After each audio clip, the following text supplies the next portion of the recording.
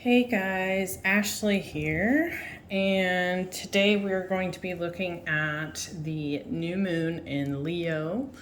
First, I'm going to go over the astrology alignments, as you can see here. And you don't have to know astrology. I'm just going to kind of go through and explain some of the specific alignments that I've highlighted here. And then afterwards, we're going to go through these cards that I have laid out to get us some additional messages on what we can expect for the new moon in Leo. If you do not have an interest in going through the astrology, there will be timestamps listed down below where you can skip ahead to the card reading itself.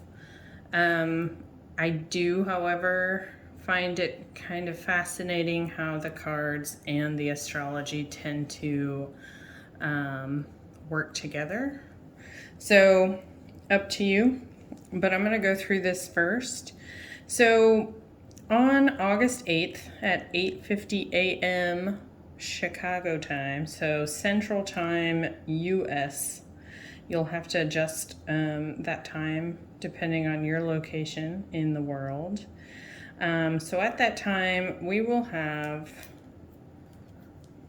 the sun and the moon lined up and conjunct at 16 degrees, 14 minutes of Leo. So you can always look at that particular degree point in your natal chart to see which house in particular is being impacted by this new moon.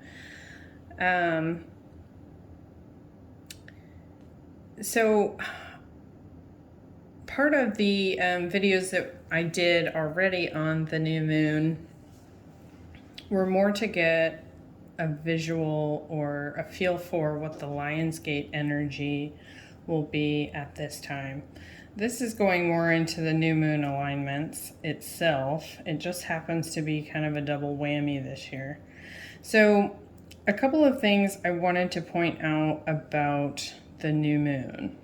So first off, we'll talk about kind of the more challenging aspects, and you can see that that's what I have lined here in red. So we have an opposition to Saturn that is taking place with this new moon. And then we also have Saturn squaring Uranus here at 14 degrees 44 minutes, which is also squaring the new moon. So it's kind of creating this T-square alignment with the new moon. You've probably already been feeling this energy, so part of what will come up with this is worry, fears, kind of an anxiety. So anytime we have an opposition or a square, it's a challenging energy. And so what Saturn is requiring us to do for this alignment when he's opposing the new moon is to slow down, look at the details, and specifically look at how this new start, whatever it is for you, will be impacting the collective, because this Saturn is sitting in Aquarius. Now, Saturn and Uranus have been in a pretty constant square to one another all year. If you know anything about astrology or you stay up to date with any astrologers, this is something that has been highlighted for the entire year. This will continue after the new moon. However, one thing I wanted to point out here is that Uranus and Saturn, so Uranus is at almost 15 degrees, Saturn as it is at about 10 degrees.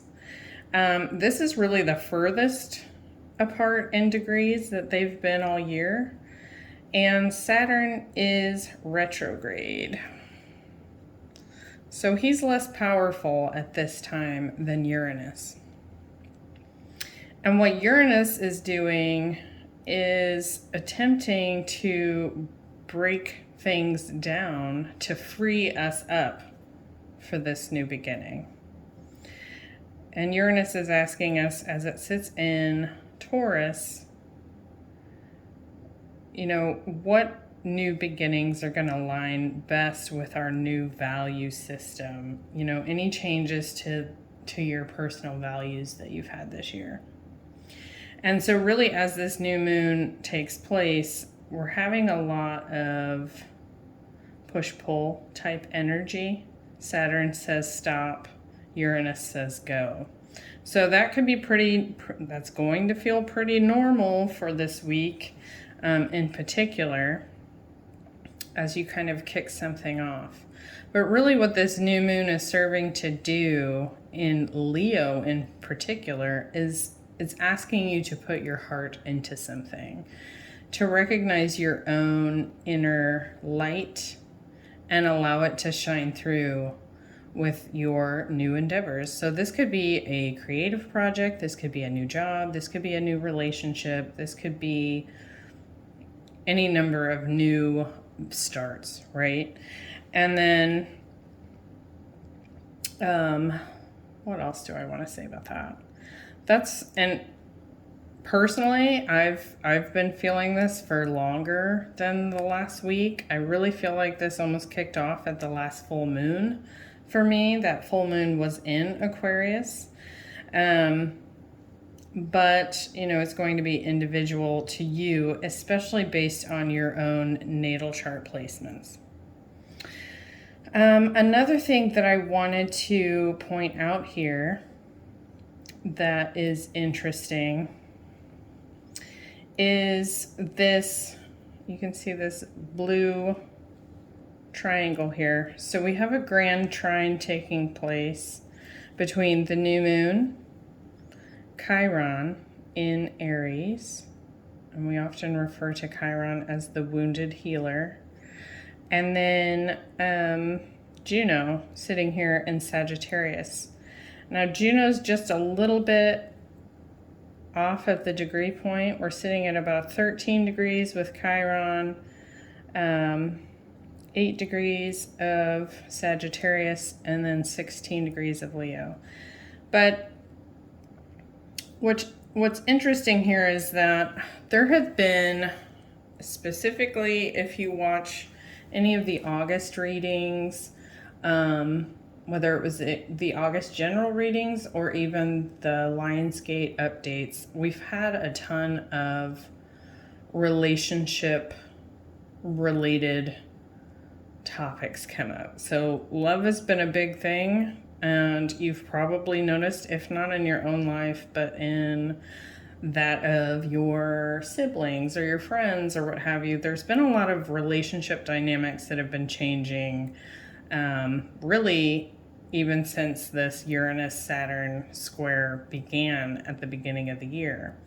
But what's interesting here with this grand trine is that the new moon start in Leo, where we follow our heart, is being supported by Chiron in Aries, which represents, you know, our ability to accept and love ourselves for who we are, our independent selves, before we've even begun to interact with others, right? So Chiron is the wounded healer. It is going to point out and have you work on any of your inner insecurities.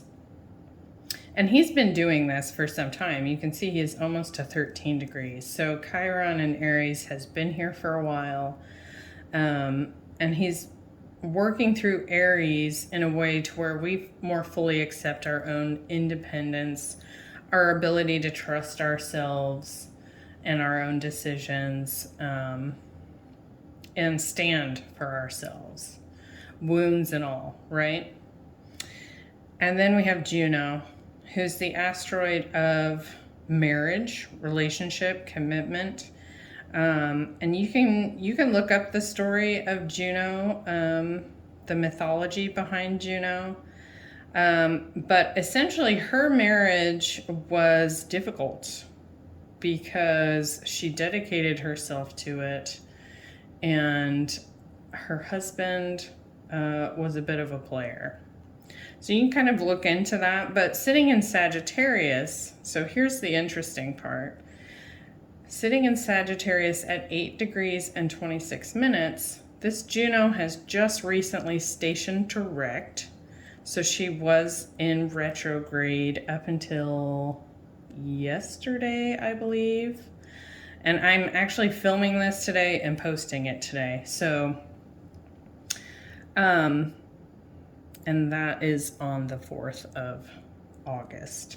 But anyway, she's just recently stationed direct, but she's also sitting directly on the south node. If you look here, so in this chart, most charts only depict the north node, which is at 8 degrees and 23 minutes of Gemini. And the north node is where we're headed. This is our destiny. This is what we're focusing on.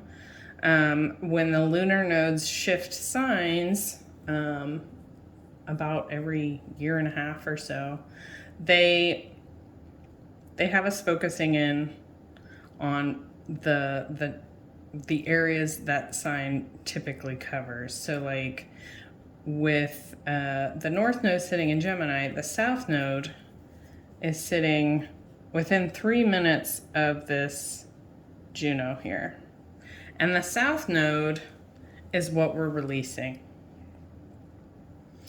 So with that background there, so what we're releasing are old relationships, imbalances, ones that didn't support our unique gifts, our independence, and weren't connected with our true heart space and our need to shine our own individual light out into the collective. And so we've seen a lot of breakups. We've seen a lot of divorces, and that in itself has been difficult. However, this grand trine in fire signs here is helping us to heal from those splits and also helping us to start something new with this new moon energy. Another thing I wanted to point out is that the new moon is also sextile the north node. So while it's sitting trine to this south node and Juno, and a trine being something that's very easy flow, it just works. Trine is a supportive energy. The sextile is also a supportive energy, but it requires some effort.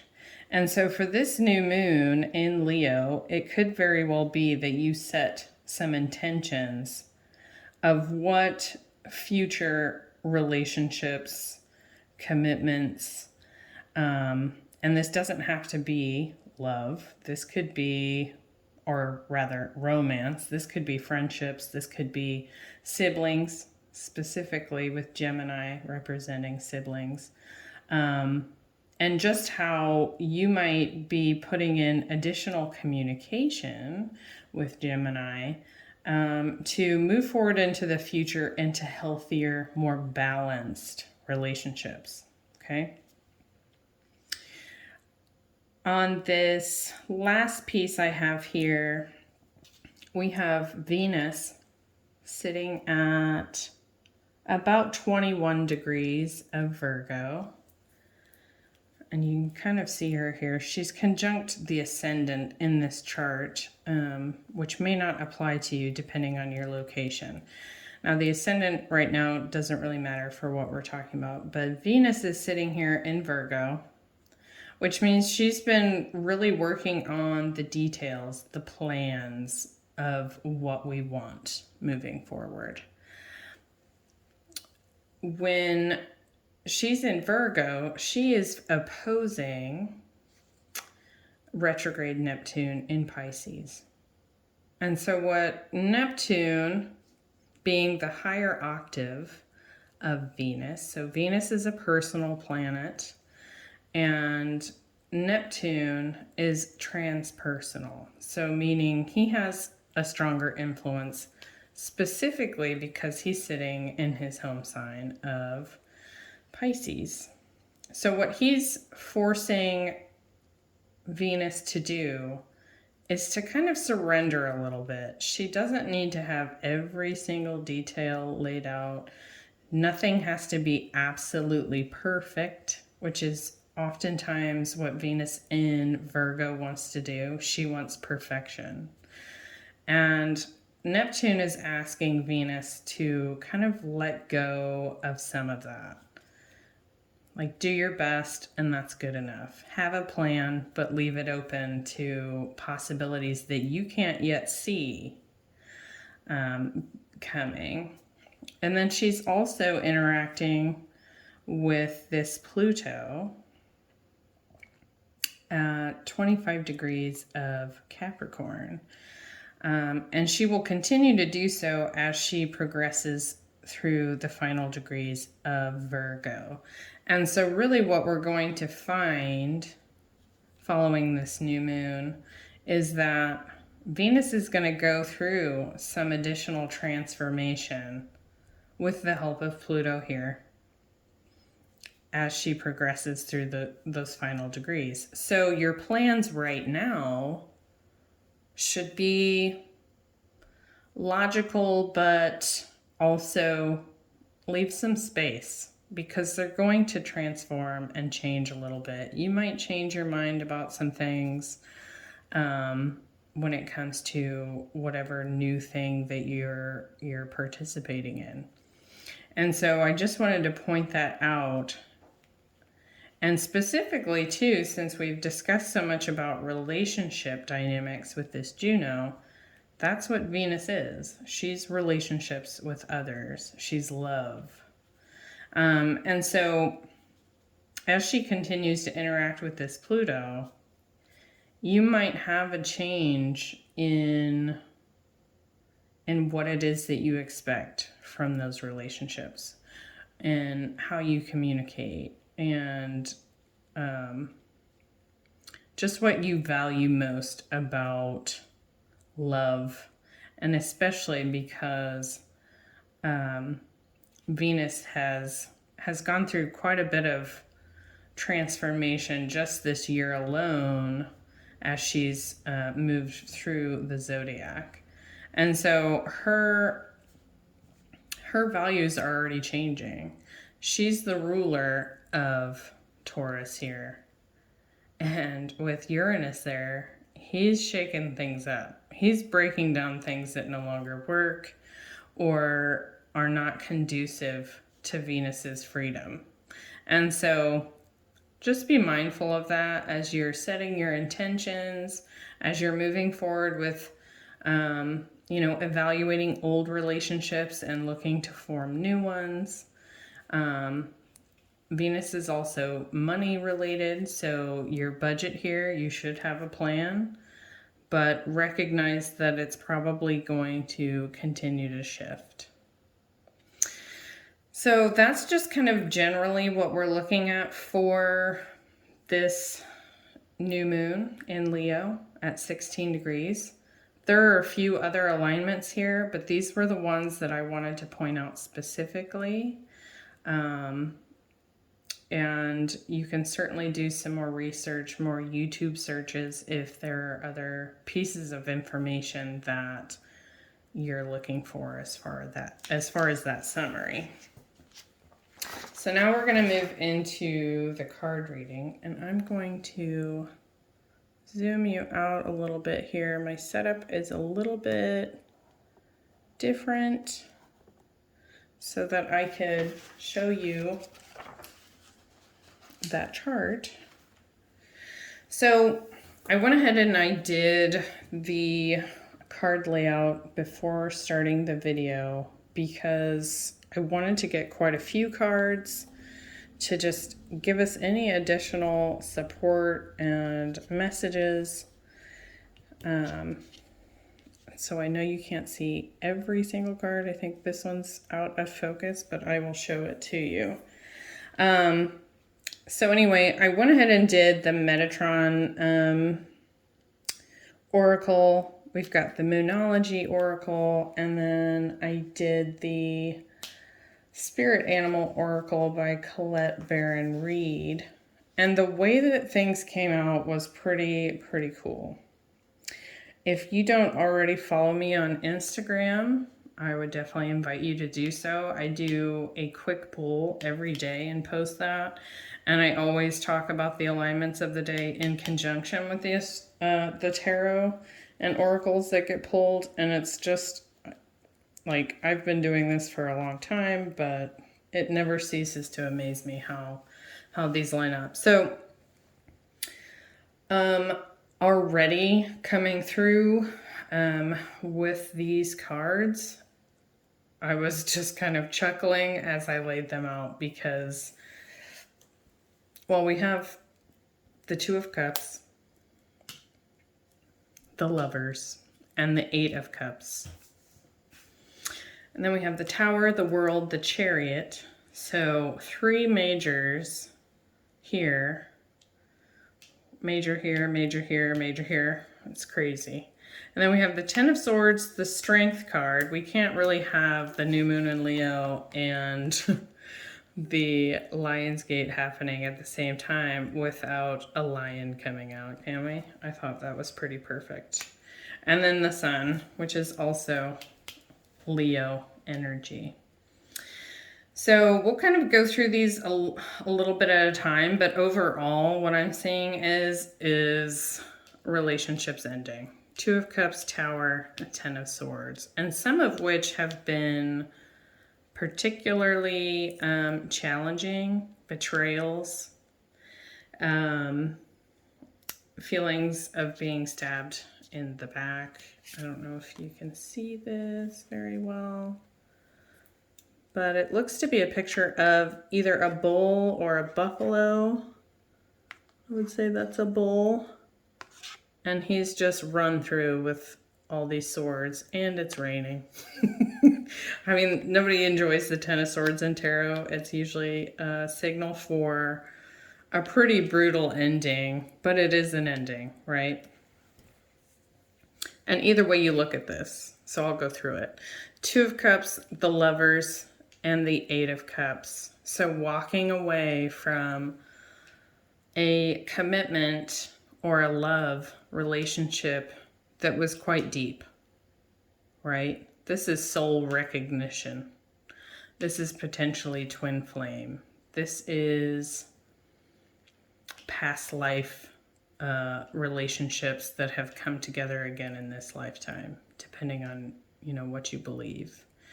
And to have the Two of Cups, the Lovers, and then the Eight of Cups, we're seeing that, you know, these cups here are shattered.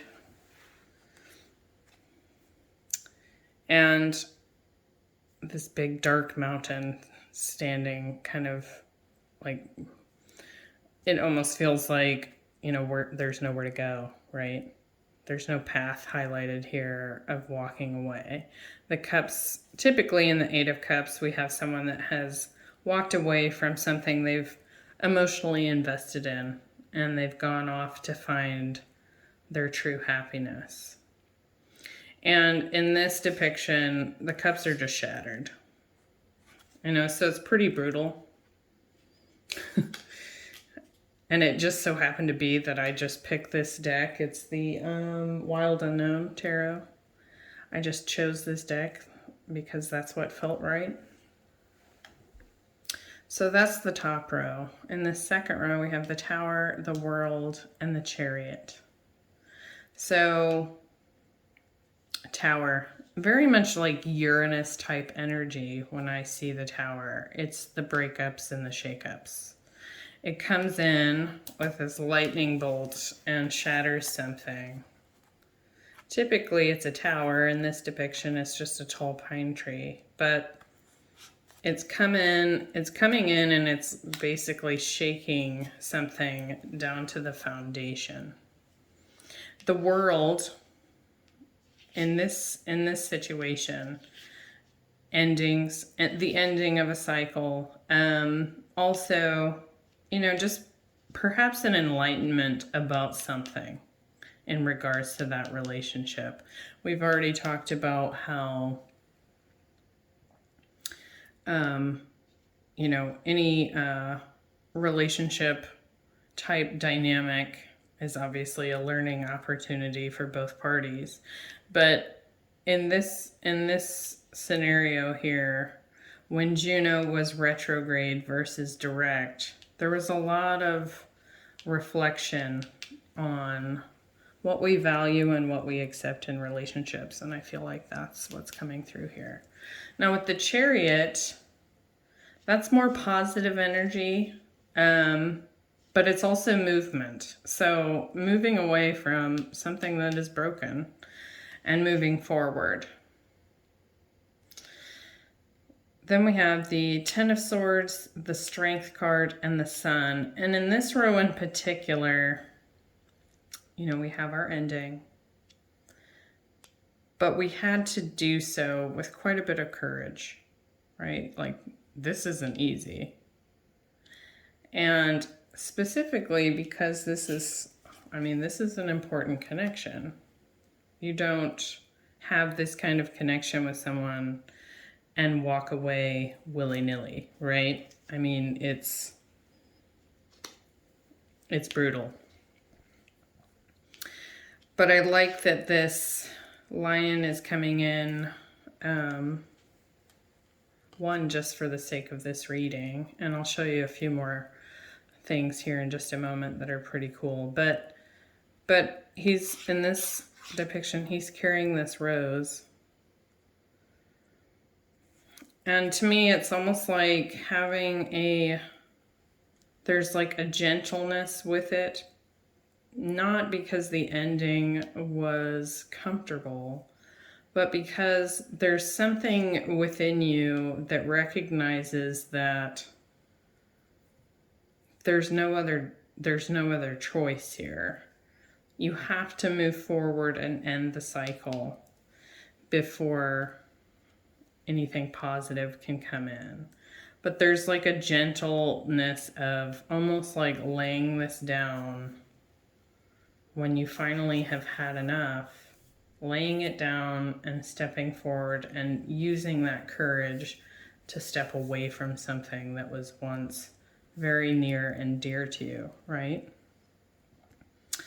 And then we have the Sun card. So there's definitely positive coming in the future as a result of this courage, as a result of this ending, as a result of this movement.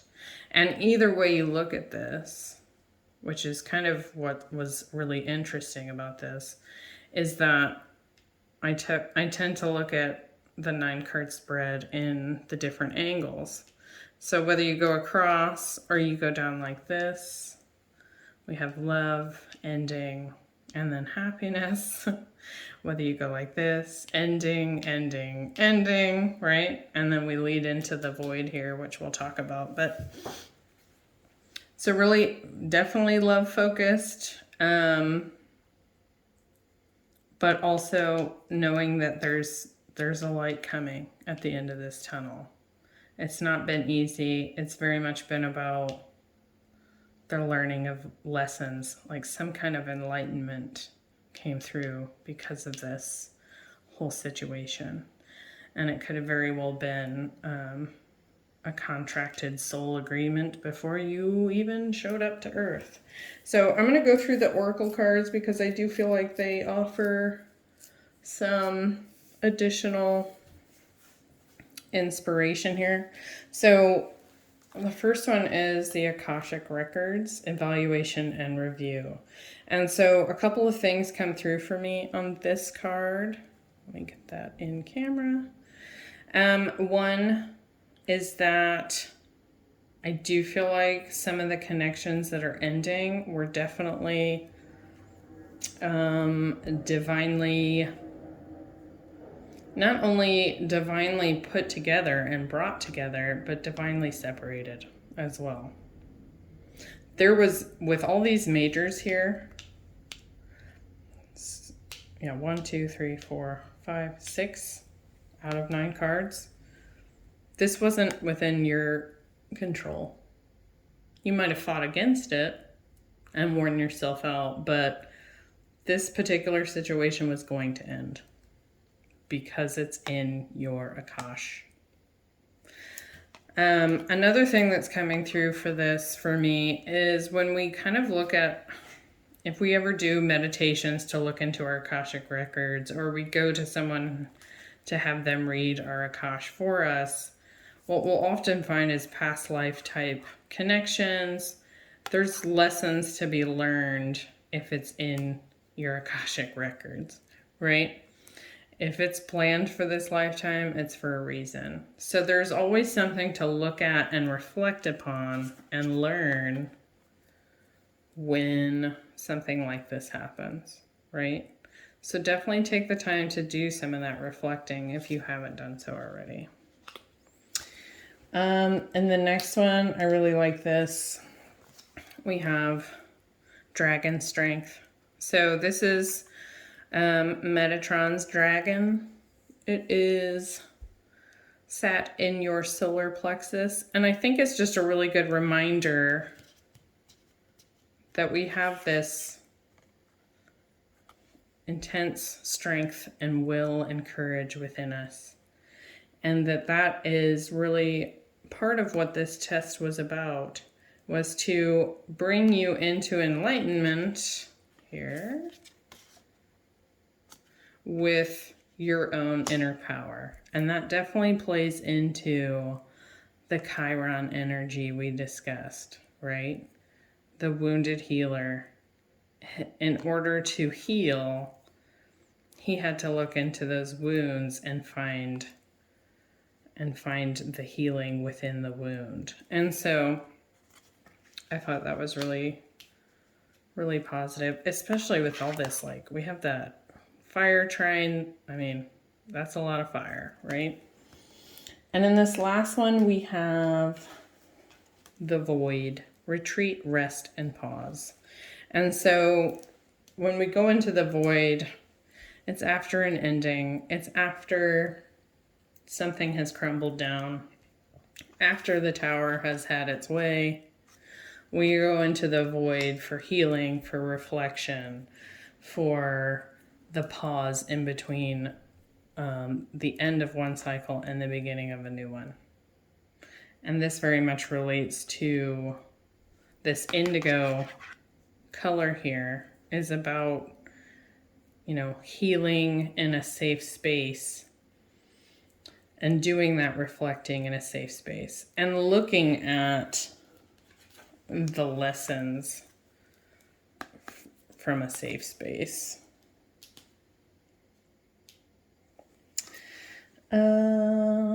What's really cool about these, so I'll pull up for each row. We had adjustments are required and Eagle Spirit, which says Spirit has your back. We had a lot of 5s come through. So this 23 reduces to 5. 5 is very much about change. We also have, what was it, 3s? 3s, yeah. Those were the big ones I noticed, 3s and 5s. But third quarter moon, if you pay attention to astrology, oftentimes that is kind of the end of the lunar cycle before the moon goes into its final phase. But when we're at a third quarter, when we're at a first quarter, the quarter moons tend to challenge us to, you know, tweak something to make it better, or tweak something before it closes out. And really with this, adjustments are required. I feel like, you know, there were definitely some things that were revealed to you. You see how the moon here is only half lit. There's something still over here in shadow, right? So there could have very well been some things about this relationship that you were not seeing, that you were not yet enlightened about. or just absolute straight up secrets that your person was keeping from you. Things that you were potentially keeping from yourself. As your values evolved, the light, hit those secrets and things came to light. With the eagle spirit, that's, eagles fly high. They have amazing eyesight. I love that he's wearing a crown. But they see from a bigger picture vantage point. And so I think that that's part of what the guidance is here, is to look at the details from a bigger picture. What have you learned from this? How is that going to serve you moving into your future? And, what did you see that you just weren't acknowledging before, right? With this next set, this was really fun because we have faith in your dreams. And then we have the lizard spirit that says, dream the world into being. And so I think what we're being reminded here, sorry, I'm a little off there, aren't I? What I feel like we're being reminded here is that,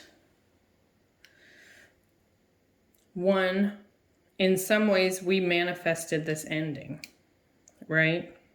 There may have been subtle subconscious things that were taking place, but essentially none of this was by accident. Some part of you was in on it. And that may have just been your higher self, to where in your day-to-day life, it wasn't something you were recognizing. Another thing about this, though, is that you can manifest from a new place of knowledge moving forward. So when we have victory coming in, and the sun as well, it's reminding you to dream big, and that you can manifest what it is that you want now. Because we talked about those Venus alignments getting a tweak throughout the year, and how Pluto is going to continue to work with Venus. So those dreams are going to kind of change and shift. But to keep in mind that you're birthing things into being after this ending has taken place. And then the final set, we have the full moon in Capricorn. So the end of a tough cycle approaches, and this came up in the same row with the Ten of Swords here. So while it's been brutal, it is ending, and so you'll get some reprieve from that. But this is my favorite of the whole spread. We have Bat Spirit. A rebirth is assured. And then it's another number 5. So no matter what's taken place in this whole situation, you've learned a lot. And there's a lot of positivity coming on the back end of this change. And so as you kind of work with the new moon, set your intentions of what you want to see manifest in the future. Think about what you want now as far as relationships go. Now this became very relationship focused. I feel like that's been a theme in August. If you're not interested in relationships, or you're not in one, or you're not really looking for love right now, I do feel like this would still apply to you, because we've all been having shifts, right? We've all had endings of something. This could be something like a job that you were married to for a long, long time, and then something changed and it had to end, or is coming to an end, right? This could be the loss of a loved one due to death. This could be, with the Chariot, this could be moving. You might have had to move from somewhere that you've, always been connected to. Maybe you're leaving home for the very first time, or maybe you're leaving your hometown And that ending in particular has taught you some things. And I think overall, though, something to focus on is that we have this strength and all this bright energy coming in. So keep that in mind. Things have been quite tough. And I think that this Lion's Gate and this new moon is going to kick things off in a more positive direction for where you are now, as far as your own journey and ascension. So I hope that was helpful. And if you haven't already, go check out the 8/8 Lionsgate readings for each of the signs. I did those individually so we could get as much detail as possible and as much guidance as possible. And I thought they were pretty cool. They had a lot of stuff come through that was different, and there were plenty of relationship issues going on in those readings, but some of them were just creative endeavors or job-related type things. So I think there's just a lot of shifts happening, and those will really help. So I hope you found this helpful. I'll get this uploaded and timestamps listed below, and I will see you in the next reading. Bye.